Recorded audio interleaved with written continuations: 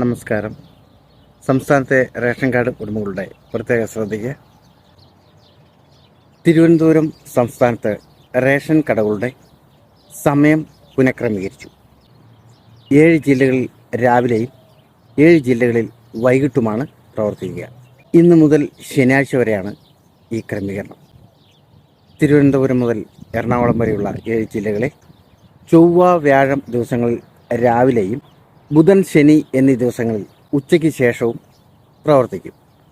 തൃശ്ശൂർ മുതൽ കാസർഗോഡ് വരെയുള്ള 7 ജില്ലകളിൽ ബുധൻ ശനി എന്നീ ദിവസങ്ങളിൽ രാവിലെയും ചൊവ്വ വ്യാഴം ദിവസങ്ങളിൽ ഉച്ചയ്ക്ക് ശേഷവുമാണ് പ്രവർത്തിക്കുക.